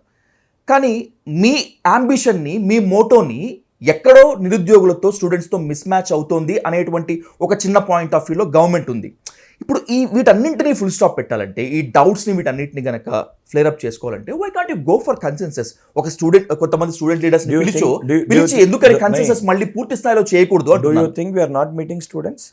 నో నో నో నేను వాళ్ళ ఒపీనియన్స్ తీసుకుంటలేమని మీరు అనుకుంటారా? ఒకవేళ అదే పూర్తి స్థాయిలో జరుగుంటే మోతీలాల్ నాయక్ అమర నిరాదీక్ష కూర్చోవాల్సినటువంటి అవసరం ఎందుకు వచ్చి ఉంటుంది వెంకట్ గారు చెప్పండి. ఓకే, మోతీలాల్ నాయక్ అమర నిరాదీక్ష కూర్చుండు. నేను ఎమ్మెల్సీనే కదా, గవర్నమెంట్లో ఎమ్మెల్సీనే. మీరు వెళ్ళారు కూడా. ఒక మాట, నేను వెళ్ళి మాట్లాడినప్పుడు పాపం ఆ సోదరుడు కరెక్టే ఉండే, నాతో మాట్లాడిండు, ఆయన డిమాండ్స్ ఆయన చెప్పిండు, ఇది చేయగలుగుతామనేసి చాలా స్పష్టంగా నేను చెప్పిన. మోతీలాల్ మన ప్రభుత్వాన్ని మనం ఏర్పరచుకున్నాం, బికాస్ ఆయన కాంగ్రెస్తో కూడా భారత్ జోడో యాత్ర టైంలో కాంగ్రెస్తో ఆయన నడిచిండు. ఓకే, మనం ఏర్పరచుకున్నాము. బీఆర్ఎస్ వాళ్ళు వచ్చి వాళ్ళు మాట్లాడితే ఇది వాళ్ళకి అర్హతనే లేదు, నువ్వు ఏదున్నా ముఖ్యమంత్రి గారి దగ్గరికి నేను తీసుకొని వెళ్తా 15 members స్టూడెంట్స్ని, నేను టైం తీసుకుంటాను, ఏమేమి ఇష్యూస్ ఉన్నాయి వెళ్ళి రిజాల్వ్ చేసుకున్నామని నేను మాట్లాడినా. మీకు డైరెక్ట్ మీ దాంట్లో చెప్తాను. సరే నేను మాట్లాడింది మోతీలాల్ నాయక్ దాన్ని ఒప్పుకోడా ఏ రకంగా మాట్లాడతాడు అనేది ఆ చుట్టుపక్కల కొంతమంది స్టూడెంట్స్ని అడిగితే మీకు క్లారిటీ ఇస్తాను. నేను ఒక్కని లేనాడా, చాలా మంది ఉన్నారు నాతో పాటు దాదాపు ఒక 15-20 మంది ఉన్నారు. ఆయన బెడ్ మీద ఉన్నారు, కూర్చొని మాట్లాడుతున్నారు, డాక్టర్స్ ఉన్నారు, అందరు ఉన్నారు. అది నేను చెప్పింది, వాళ్ళు ఎవరైనా మీరు అడగవచ్చు. ఆడ నేను వెళ్ళి మాట్లాడడానికి వచ్చినప్పుడు నేను కిందకు వచ్చి ఇంకోటి నేను దొంగసాటుగా పోలే, ఆడికి ట్విట్టర్ వేదికగా నేను వస్తున్నా అని చెప్పిపోయినా. అవును, నిజంగా చిత్తశుద్ధే లేకపోతే, నిజంగా సమస్యని పరిష్కరించాలనే ఆలోచన మాకు లేకపోతే మేము ఎందుకు అక్కడికి వెళ్ళే ప్రయత్నం చేస్తాము? పింక్ మీడియా వాళ్ళు మిస్పర్సెప్షన్ క్రియేట్ చేసి, మిస్లీడ్ చేసి ఇష్యూని తప్పుదో పట్టించే ప్రయత్నం చేశారు. నేను చాలా స్పష్టంగా కూడా అక్కడ మనం ఇష్యూ రిజాల్వ్ చేయడానికి వెళ్ళినప్పుడు మాట్లాడి అడ్రస్ చేస్తేనే కదా. గత ప్రభుత్వం పైన ఎందుకు కొట్లాడినాము? మనం ఏం చేసినా ఇవాడు మాట్లాడడానికి రాలేనే కదా. ఇక్కడ మాట్లాడడానికి మనం వచ్చినప్పుడు మాట్లాడి ఇష్యూ రిజాల్వ్ చేసుకోక దేనికోసం చేస్తారు? అండ్ నేను చాలా స్పష్టంగా నెక్స్ట్ డే నా దగ్గర స్టూడెంట్స్ వస్తే కూడా ఒకటే చెప్పిన, మా ఫస్ట్ ఎజెండా ఒకటే, డిసెంబర్ లోపల ఉన్న అన్ని ఎగ్జామ్స్ కండక్ట్ చేయాలి. ఓకే, ఎందుకనంటే మాకు నెక్స్ట్ అకాడమిక్ ఇయర్కి సంబంధించి మేము జాబ్ క్యాలెండర్ నెక్స్ట్ 15 daysలో ప్రకటిస్తాం. కేసీఆర్ లానే అధికారంలోకి వచ్చిన తర్వాత స్టూడెంట్స్ని దూరం పెట్టినటువంటి ఆ ఎపిసోడ్ని కనుక తీసుకుంటే, రేవంత్ రెడ్డి కూడా అధికారంలోకి వచ్చినటువంటి తర్వాత ఆపరేషన్ ఆకర్ష్ మీద పెట్టేటువంటి శ్రద్ధ స్టూడెంట్ లీడర్స్తో కన్సెన్సస్ మీద పెట్టడం లేదు, కావాలని విద్యార్థి నేతలు దూరం పెడుతున్నారేమో అనేటువంటి అనుమానం ఈరోజు కొంతమంది విద్యార్థి సంఘాల నేతల్లో ఉంది, న్యూట్రల్ పీపుల్లో కూడా ఉంది. Is that right? మీరు అన్నట్టు నిజంగానే ముఖ్యమంత్రి గారికి అన్ని ఇష్యూస్ని ముఖ్యమంత్రి గారు సూపర్వైజ్ చేస్తారు. అండ్ ముఖ్యమంత్రి గారి ఇంటి దగ్గర గురుకుల వాళ్ళు పోయినా, జియో 46 వాళ్ళు వెళ్ళినా, గ్రూప్ 2 వాళ్ళు వెళ్ళినా, వీళ్ళందరినీ ముఖ్యమంత్రి గారు ఇంటి దగ్గర పోయి ధర్నా చేస్తే కూడా లోపల పిలుచుకొని మాట్లాడిన పరిస్థితులు మేము చూసినాము, మీరు కవర్ చేసారు, మా దగ్గరకు వస్తే మేము కూడా మాట్లాడినాం. అండ్ ముఖ్యమంత్రి గారు ఏదైతే సంబంధించి ప్రభుత్వంలో ఉన్న ఎమ్మెల్సీగా అనుక్షణం వారి మధ్యలో ఉంటున్న వారి సమస్యలను నేను అడ్రస్ చేస్తున్నా, ప్రతిరోజు నేను మాట్లాడుతున్నా, ఎవరు వచ్చి కలిసినా వాళ్ళకి ఎక్స్ప్లెయిన్ చేస్తున్నా. బట్ ఇక్కడ ప్రాబ్లం ఏమొస్తుందనంటే, ఏదన్నా ఉన్నది ఉన్నట్టు చెప్పినప్పుడు ఆ రోజు మీరు ఇట్లా చెప్పలేదు, ఈరోజు మీరు బలంగా చెప్తున్నారు. అవును, 100% ఆ రోజు ఎందుకు ఎగ్జామ్స్ పెడతలేరు, ఉద్యోగాలు ఇస్తలేరు, ఉద్యోగాలు అమ్ముకుంటారు కాబట్టి మేము కొట్లాడినాం తప్ప ఎగ్జామ్స్ పెట్టిన ఎగ్జామ్స్ని పోస్ట్ పోన్ చేయమని ఏ రోజు అన్న కొట్లాడినామా? పెట్టే ఎగ్జామ్స్ని పోస్ట్పోన్ చెప్పారు కొట్లాడమ్మా. అండ్ అందరూ మాట్లాడి గ్రూప్ 1 లీకేజ్ అయినప్పుడు బయోమెట్రిక్ ఫాలో కాలేదని నేనే కదా అరెస్ట్ కోర్టుకి వెళ్ళింది. అవును, గ్రూప్ 1 నోటిఫికేషన్లో బయోమెట్రిక్ ఉంది, తర్వాత ఆ బయోమెట్రిక్ని ఫాలో అవ్వలేదు, ఆ రూల్ని ఫాలో అవ్వలేదు అని బేస్ చేసుకునే కదా సెకండ్ టైం గ్రూప్ 1 క్యాన్సిల్ చేయించింది. ఆ రోజు నేను ఏ పాయింట్ పైన కొట్లాడినా ఈరోజు మళ్ళీ గ్రూప్ 1లో మీరు నన్ను అదే తప్పు చేయమంటే, ఆ తప్పును అంటే నన్ను రిప్రజెంట్ చేయమంటే గవర్నమెంట్కి, ఓకే, రేపు పొద్దున నా లెక్కనే ఇంకోటి కోర్టుకు పోయి ఇప్పుడు నేను ఒకటి గవర్నమెంట్ కోర్టు రిప్రజెంట్ చేసి వాళ్ళు టీజీపీఎస్సీకి రిప్రజెంట్ చేసి అదే తప్పు మళ్ళీ టీజీపీఎస్సీ చేస్తే మళ్ళీ ఇంకో వ్యక్తి పోయి దానిపైన స్టే తీసుకొని నుంచి ఎగ్జామ్ క్యాన్సిల్ చేపిస్తే ఎవరు నష్టపోతారు? విద్యార్థులపైన, విద్యార్థుల సమస్యలపైన, నిరుద్యోగుల సమస్యలపైన మీకున్నటువంటి క్లారిటీ కొంతవరకు కరెక్ట్, కొంతవరకు కూడా అభినందించదగ్గింది. కానీ మీకు అసలు ఏమాత్రం క్లారిటీ లేదు. రేవంత్ రెడ్డి ఏం చెప్తే అది చెప్పేస్తుంటారు. కొన్నిసార్లు అతి జోక్యానికి పోయి రేవంత్ రెడ్డిని సేఫ్ గార్డ్ చేసుకుంటారు. వెంకట్ చదువుకున్నాడా, కాపీలు కొట్టి పాస్ అయ్యాడా, దమ్ముంటే గన్పాక్ దగ్గరికి చర్చకు రా అని చెప్పి ఎక్స్ ఐపీఎస్ ప్రజెంట్ బీఆర్ఎస్ నేత ఆర్ఎస్ ప్రవీణ్ కుమార్ అంటున్నారు. ఐపీఎస్గా ఆర్ఎస్ ప్రవీణ్ కుమార్ గారిని 100% నేను గౌరవిస్తాను. అట్ ది సేమ్ టైం అదృష్టవశాత్తము నా ఇంటర్మీడియట్ కానీ లేకపోతే నా దానికంటే బిఫోర్ నా స్కూలింగ్ కానీ ఇవన్నీ కాంగ్రెస్ హయాంలో అయినాయి. సరే మెడిసిన్ జాయిన్ అయినాక మధ్యలో ఒక 2-3 ఇయర్స్ అయినాక తర్వాత ఫైనల్ ఇయర్ ఇంకోటి ఏంటంటే నాది NTR health university Vijayawada before state by. అదృష్టవశాత్తము బీఆర్ఎస్ పార్టీ హయాంలో నేను చదువుకోలేదు. అవునా? బహుశా ఆయన బీఆర్ఎస్ పార్టీ పరిస్థితి 10 ఏళ్ళ పరిస్థితి చూసి కాపీ కొట్టో లీకులతోటో పాస్ అయినా అని చెప్పి బహుశా వారు భావిస్తుర్రేమో. కానీ వారికి ఆ క్లారిటీ లేదేమో, అంటే నేను బీఆర్ఎస్ హయాంలో చదువుకోలేదనే క్లారిటీ లేదేమో, లేదా బోర్డ్ ఆఫ్ ఇంటర్మీడియట్ గ్లోబరీనా సంస్థ కేటీఆర్ సంస్థ పేపర్ లీక్ చేసినప్పుడు నేను స్టూడెంట్ కూడా కాదు ఇంటర్మీడియట్, లేదా 10th క్లాస్ పేపర్ లీక్ అయినప్పుడు నేను 10th చదువుతలేను. బహుశా వారు ఆ కాన్సెప్ట్ వారు మొన్నటి బీఎస్పీలో ఉండే కదా, వారు మాట్లాడి వారు ఆ ఆలోచన నుండి వారు ఇంకా బీఎస్పీలో ఉన్నారనుకొని వారు అట్లా మాట్లాడినరేమో. అండ్ వారంతా నేను ఏదైతే చదువుకొని ఐపీఎస్ కాలేకపోయినా నేనేదో కొద్ది గొప్ప చదువుకొని నేను డాక్టర్ని అయితే అయినా. మరి డాక్టర్ పెద్ద చదువా, ఐపీఎస్ పెద్ద చదువా, పెద్దలు వారికే అవగాహన ఉండాలంటే పెద్ద వ్యక్తికి నేను చెప్పలేను. అండ్ 100% నేను చెప్తా, ముఖ్యమంత్రి పనితీరు మంచిగా ఉన్నప్పుడు, ముఖ్యమంత్రి ప్రజలకు అందుబాటులో ఉన్నప్పుడు, ఒక ఎమ్మెల్సీగా, ఒక విద్యార్థి నాయకునిగా 100% ముఖ్యమంత్రిని ఏదైతే మిస్లీడ్ చేసి ప్రజలను మిస్లీడ్ చేసి ముఖ్యమంత్రిని తప్పుపడుతుంటే 100%గా మాట్లాడతా, కొట్లాడతా, నిలబడతా.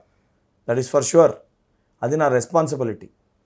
కానీ ఏదైతే నా గురువులు నాకు నేర్పిన పాఠాల్లో ఒక ఐడియాలజీ ఉండాలి, ఒక సిస్టమ్ ఉండాలి, ఒక విధానాలు ఉండాలి అని మా తాతగారు పురుషోత్తమరావు గారు ఏదైతే తెలంగాణ ఉద్యమకారుడు నాకు నేర్పిన మాటలు కానీ, నాకు పాఠాలు నేర్పిన ఉపాధ్యాయులు నేర్పిన మాటలు కానీ, వారికంటే ఏదైతే వయసులో వారి కొడుకు వయసు ఉన్న నేను కానీ, నా 6 ఏళ్ళు కానీ ఏదైతే సంబంధించి నేను నా చిన్నతనంలోకి వెళ్ళి కానీ, లేకపోతే నా 11 ఏళ్ళ నా రాజకీయ పొలిటికల్ ఎంట్రీలో కానీ, నేను పుట్టింది కాంగ్రెస్ పార్టీలో, సచ్చేది కాంగ్రెస్ పార్టీలో. పూటకు ఒక ఐడియాలజీ మారి, పూటకు ఒక సిస్టమ్ మారే వ్యక్తిని నేను కాదు. సంవత్సరానికి 3 పార్టీలు మారి, ఎవరి పైన అయితే కోపంతో మీరు రాజకీయాల్లోకి వచ్చిర్రో, ఏ గడిలని మీరు తిట్టిర్రో, ఈరోజు అదే గడిలోకి మీరు పోయి అదే వ్యక్తుల గురించి మీరు ప్రొటెక్ట్ చేయడంలో ఎంతవరకు కరెక్ట్? మరి నువ్వు ప్రొటెక్ట్ చేస్తున్న నాయకుడు ఇదే నిరుద్యోగులని పట్టించుకుంటలేడని చెప్పి బహుశా వారు మాట్లాడిన మాటలు వారు ఒకసారి గుర్తు చేసుకుంటే బాగుంటుంది. అండ్ దానితో పాటు ఇదే కల్వకుంట్ల చంద్రశేఖరరావు గారు కానీ, హరీష్ రావు గారు కానీ, కేటీఆర్ గారు కానీ ఆఖరికి ఎంత నీచమైన పరిస్థితి ఉండే ఆహాంలో అంటే వాళ్ళ మంత్రివర్గంలో ఒక మంత్రి నిరుద్యోగులని అమాలి పని చేసుకొని బతుకు అని చెప్పి మాట్లాడాడు.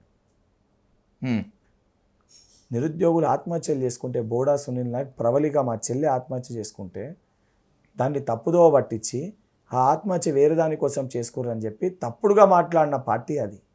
వాళ్ళండి అలా ఆ పార్టీలో ఆర్ఎస్ ప్రవీణ్ కుమార్ బల్మూరి వెంకట్ గురించి మాట్లాడుతుండా, బరాబర్ బల్మూరి వెంకట్ నేను చదువుకున్న డాక్టర్ని, నేను కొట్లాడి వచ్చిన, నేను 2 సార్లు ఎన్ఎస్యూ ఎలక్టెడ్ స్టేట్ ప్రెసిడెంట్ అని, మా నాయనేమి రాజకీయ నాయకుడు కాదు, మా తాతేమి రాజకీయ నాయకుడు కాదు, నేను సొంతంగా వచ్చిన 100% కొట్లాడి వచ్చిన. నా కొట్లాడికి నిదర్శన గతంలో నా చరిత్ర చూసుకుంటే నీకు తెలుస్తుంది. నేనేం పూల పాన్పైన పారాషూట్ని కాదు. 100% నేను బచ్చా. కానీ ఈరోజు ఆ బచ్చాలు అందరు కలిసి కేసీఆర్ నొడగొట్టిర్రు. బల్మూరి వెంకట్ కేవలం ఒక్కడు కాదు, నా వయసులో ఉన్న 28 సంవత్సరాలకి వెళ్ళి 30 సంవత్సరాల ప్రతి పిల్లగాని నువ్వు బచ్చా అన్నట్టు బల్మూరి వెంకట్ అంటే. ఈ బచ్చగాడు ఏం చేసిండో నీకు తెలుసు. పోయి నీ గురువు కేసీఆర్ని అడుగు, ఆయన పీఠం ఏముందలగలిగిందో ఆయన చెప్తాడు. లేకపోతే ఇదే కేటీఆర్ అనేక ప్రెస్ మీట్లలో, ప్రెస్ ఇంటర్వ్యూలలో పదే పదే బల్మూరి వెంకట్ పేరు ఎందుకు తీసాడో కేటీఆర్ అడుగు చెప్తాడు. ఈరోజు వారు కూడా మాట్లాడితే ఎట్లా అండి? ఆర్ఎస్ ప్రవీణ్ కుమార్ అని మాత్రమే కాకుండా టీఆర్ఎస్ నేతలందరూ కూడా ఈ 7 నెలల కాలంలో ప్రజలకు కాంగ్రెస్ ప్రభుత్వం ఏం చేసింది, మేము 10 ఏళ్ళు ఏం చేశామో దమ్ముంటే అశోక్ నగర్లోనో గన్ పార్క్ దగ్గర చర్చ పెట్టుకుందాం, మీరు రెడీనా అనేటువంటి సవాల్ విసురుతున్నారు. If you accept that challenge, are you ready? నేను చాలా స్పష్టంగా ట్విట్టర్లో కూడా పెట్టిన, కేసీఆర్, కేటీఆర్, ఆర్ఎస్పి ముగ్గురు రండి. కేసీఆర్ గారికి ఆరోగ్యం బాగాలేదు కదా, మీరు ముగ్గురు రండి, నేను వస్తా. 6 నెలల మా చిత్తశుద్ధి ఏందో నేను చెప్తా. 10 ఏళ్ళలో మీరు ఏం చేసారో మీరు చెప్పండి, నేను రెడీ. వాళ్ళు ఏ స్థలం చెప్పినా ఏ సమయం చెప్పినా నేను సిద్ధంగా ఉన్నా. ఓకే. కేటీఆర్, హరీష్ రావు, ఆర్ఎస్పి. ఉత్త ఆర్ఎస్పి ఎందుకంటారంటే పాపం అనేది ఫ్రెష్ అడ్మిషన్, ఆయనకు ఐడియా ఉండదు గతంలో ఏం జరిగిందో. అందుకే కేటీఆర్ను హరీష్ రావును వెంట పెట్టుకొని వస్తే, కేటీఆర్ కూడా పాపం తర్వాత వచ్చింది. హరీష్ రావు ఫస్ట్కి వెళ్ళినాడు కాబట్టి హరీష్ రావు కేటీఆర్ ఇద్దరు వస్తే ఏంటంటే వారికి కొంచెం ఈజీ అవుతుంది సబ్జెక్ట్. ఆ 10 ఏళ్ళలో వాళ్ళు ఏం చేశారు మళ్ళీ ఆడికి వచ్చి తెలియదంటే పాపము పెద్దల్ని నేను ఇబ్బంది పెట్టిన అయితే కాబట్టి వాళ్ళిద్దరిని ఎంట పెట్టుకొని వస్తే నేను చర్చకు సిద్ధం. As I said earlier, your not a parachute leader. చాలా స్టూడెంట్స్ రేంజ్ నుంచి వచ్చారు, చాలా కష్టపడి పోరాడి వచ్చారు వెంకట్. మీరు ఎమ్మెల్సీగా ఉన్నారు, happy with that your position. మీరు రేవంత్ రెడ్డి గ్రూపా, బట్టి విక్రమార్క గ్రూపా? అంటే వాట్ ఈస్ దిస్? హస్తం కాంగ్రెస్ పార్టీ గ్రూప్. కానీ ఆ హస్తంలో 100 గ్రూపులు ఉన్నాయి, 1000 గ్రూపులు ఉన్నాయి అంటారు. ప్రజాస్వామ్యంలో ఒక్కొక్కరికి ఉన్న దాంట్లో ఒక్కొక్క ఒపీనియన్ ఉంటుంది. ఇప్పుడు ఒక ఇద్దరు వ్యక్తులు కలిసి తిరిగితే మీరు గ్రూప్ అని సంబోధిస్తే అందరు కలిసి ఉండేది ఒకటే చెట్టు కింద. ఆ కింద ట్రంక్ ఉంటుంది, ఆ ట్రంక్ పైకి వెనక వేరే వేరే కొమ్మలు అవుతాయి, ఆ కొమ్మలకు మళ్ళీ వేరే వేరే ఆకులు వస్తాయి, కానీ బేస్ అయితే ఒకటే కదా. నేను ఆ base group. Gandhi family group నేను. ఓకే, పొలిటికల్గా మీరు ఎదగడానికి డిప్యూటీ సీఎం బట్టి విక్రమార్క చాలా ఊతమిచ్చారు అనేటువంటిది రాజకీయ వర్గాల్లో ఉన్నటువంటి 100%. Yes, okay. కానీ బట్టి విక్రమార్కని సైడ్ చేసేసి రేవంత్ రెడ్డి గ్రూప్గా ఉండటానికి ఎక్కువగా ఇష్టపడుతున్నారు మీరు, రేవంత్ రెడ్డి స్టాండ్ తీసుకుంటున్నారు అనేటువంటిది ఒక ఆరోపణ. Is that true? నేను పాలిటిక్స్లోకి వచ్చినప్పుడు రేవంత్ రెడ్డి గారు కాంగ్రెస్ పార్టీలో లేరు. బట్టి విక్రమార్క గారు ఆ రోజు పీసీసీ వర్కింగ్ ప్రెసిడెంట్గా ఉన్నారు. Is a dedicated Congress leader, no doubt at all. తినండి, బట్టి గారు పీసీసీ వర్కింగ్ ప్రెసిడెంట్గా ఉన్నారు. నాకు బట్టి గారు నేను ఒక పొలిటికల్ లీడర్ కంటే ఎక్కువ కూడా నేను నా ఇంట్లో ఒక కుటుంబ సభ్యుని లెక్క భావిస్తాను. వారు కూడా నన్ను వాళ్ళ ఇంట్లో ఒక పిల్లగాని లెక్కని చూస్తారు. వాళ్ళ ఇంట్లో కొడుకు సూర్య వీళ్ళందరూ ఎట్లనో వెంకట్ కూడా అట్లనే పిల్లగాడు, మా పిల్లగాడు అని చెప్పి వారు భావిస్తారు. At the same time Revanth Reddy గారిని కూడా చిన్నతనంకి వెళ్ళి రేవంత్ రెడ్డి గారిని నన్ను చూశారు. నేను స్కూల్కి వెళ్ళేటప్పుడు నేను వారి ఇంట్లో వెళ్ళి ఆడుకుంటుండే. He was my neighbour. నాకు ఈరోజు ఏదో కొత్తగా రేవంత్ రెడ్డి గారు ఇవాళ పరిచయం కాదు. రేవంత్ రెడ్డి గారు నా ఫ్యామిలీ ఎంతో తెలుసు, నేను ఏడికెళ్ళి వచ్చినా తెలుసు, నా మొత్తం తెలుసు, నా బాల్యం కూడా తెలుసు వారికి. వారు కాంగ్రెస్ పార్టీలో చేరినాక 100% ఆ చిన్నప్పటికెళ్ళి ఆ సాన్నిధ్యం ఉంది కాబట్టి అనుబంధం ఉంటుంది. అట్ ద సేమ్ టైం బట్టి గారు, రేవంత్ రెడ్డి కానీ, సీతక్క కానీ, బల్మూరి వెంకట్ అందరి దగ్గరికి వెళ్తాడు, అందరితోటి దగ్గరగా ఉంటాడు. As a chief minister, as an MLC వారిని ప్రొటెక్ట్ చేయడము, వారు తీసుకున్న నిర్ణయానికి కట్టుబడి ఉండడము, ప్రజలకి ఏదైతే కాంగ్రెస్ పార్టీ సంక్షేమ పథకాన్ని తెలియజేయడం నా బాధ్యత. యాజ్ ఎ డిప్యూటీ సీఎం బట్టి గారు ఏ నిర్ణయం తీసుకున్నా, బట్టి గారి పైన ఏది మాట్లాడినా కూడా దాన్ని ప్రొటెక్ట్ చేయడం కూడా నా బాధ్యత. నా బాధ్యతను నిర్వహిస్తే మీరే అంటారు కాంగ్రెస్ పార్టీలో గ్రూపులు ఉంటే అవి ఉంటాయి ఉంటాయి. గ్రూపులు లేకుండా నేను నిఖార్సైన కాంగ్రెస్ పార్టీ కార్యకర్తగా, నాయకునిగా ఉండి పార్టీ విధి విధానాలని ప్రజల్లోకి తీసుకొని వెళ్ళి ఏదైతే కార్యకర్తలకి అండదండగా ఉండడానికి తప్పు మీరు పడితే దాన్ని మీరు ఏ రకంగా తీసుకోవచ్చు, నాకు ఇబ్బంది ఏం లేదు. దాంతో నాకు క్లారిటీ ఉంది, మా నాయకులకు క్లారిటీ ఉంది బల్మూరి వెంకట్ అంటే ఏందో. Right, let's conclude with one important question Venkat గారు. ఇది చాలా హార్ష్గా అడుగుతున్నానని చెప్పి అనుకోవచ్చు, కానీ తెలంగాణ సమాజం మొత్తం కూడా సిగ్గుతో తలదించుకున్నటువంటి విషయము, బై ద సేమ్ వే బాధపడుతున్నటువంటి విషయం. ఎల్బీ నగర్లో 4 ఏళ్ల పాపపై రేప్ అటెంప్ట్. పెద్దపల్లి జిల్లా సుల్తానాబాద్లో 6 ఏళ్ల పాపపై రేప్ అటెంప్ట్. ఈ రియల్ ఎస్టేట్ వెంచర్ చూపిస్తానని చెప్పి ఇద్దరు కారులో తీసుకువెళ్ళి కూల్ డ్రింక్లో మత్తుమందు కలిపి అత్యాచారం. అన్నింటికీ మించి 10 రోజుల పాటు ఓ చెంచు మహిళను నిర్బంధించి ఆమెను రేప్ చేసి ఆమె మానంలో డీజిల్ పెట్టి కాల్చినటువంటి ఘటన. కూకట్పల్లిలో చెత్త ఏరుకునేటువంటి అమ్మాయి పైన రేప్ అటెంప్ట్. ఇంత దుర్మార్గాలు జరుగుతుంటే అంటే ఒకటి వాస్తవానికి ఏదైతే సంబంధించి ఇదైతే జరుగుతున్నాయో అట్ ద సేమ్ టైం మనం కూడా అంటే గవర్నమెంట్ పరంగా చట్టం పరంగా చర్యలు కఠినంగా ఉంటాయి, ఎక్కడ కూడా దీన్ని ఉపేక్షించేది లేదు అని మీరు ఎక్కడ ఇష్యూ జరిగినా ఇమీడియట్గా రెస్పాన్స్ మీరు చూస్తారు. ఇంకే సీఎం గారు అవైలబుల్ లేకపోయినా ఎక్కడున్నా అక్కడికి డైరెక్షన్స్ ఇన్స్ట్రక్షన్స్ ఇచ్చి కఠినంగా శిక్షించాలని చెప్తారు ఎవరున్నా కూడా. Any incident you take, and సంబంధించిన వ్యక్తులను కూడా మీరు చెక్ చేసుకుంటే లేదా చర్యలు ఎట్లున్నాయి, వాళ్ళని ఎట్లా రైజ్ చేసారు, ఆఫీసర్స్ ఏమైనా తప్పు చేస్తే కూడా ఇమీడియట్గా సస్పెండ్ చేస్తారు. ఎక్కడ ఏ చిన్న తప్పు చేసినా ఆన్ ది స్పాట్ యాక్షన్ తీసుకుంటారు. అండ్ వీటిపైన కూడా ఏంటంటే స్ట్రిక్ట్ చేయాలని చెప్పి పోలీస్ వ్యవస్థతో కూడా మనం ఆల్రెడీ మీటింగ్ పెట్టారు. ఈ 3 కమిషనరేట్ పరిధిలో ఉన్న సిఐ పైన ఉన్న గ్రేడ్ ర్యాంక్ ఆఫీసర్స్ అందరితోటి కూడా దే హ్యావ్ కండక్టెడ్ మీటింగ్. 100% దీన్ని రిస్ట్రిక్ట్ చేస్తాము, కఠినంగా చేస్తాము. ఇంకొత్త టీమ్స్ని కూడా టీమ్స్ని కూడా ప్రతి జిల్లాలో కూడా తెరుస్తామని చెప్పినాము. ఓకే. దానితో పాటు ఇంకొత్త సిస్టమ్ ఫ్లయింగ్ కాప్స్ సరే ఇంకేదన్నా కొన్ని కొత్త సిస్టమ్స్ కూడా ఒకటి తెచ్చని కూడా ఆల్రెడీ ముఖ్యమంత్రి గారు దృష్టి పెట్టారు, ప్రయత్నిస్తారు. అతి త్వరలో అవుతాయి. At the same time even it's our responsibility, మీడియాలో ఉన్న వాళ్ళు కానీ ప్రజాక్షేత్రంలో ఉన్న మనం కూడా మనం వెళ్తున్నాము, ఏం జరుగుతుంది, ఎటువంటి విధానాల్ని మనము చూసి నేర్చుకుంటున్నాం, ఏమి చూసి నేర్చుకుంటున్నామని చెప్పాల్సిన బాధ్యత కూడా మన పైన ఉంది.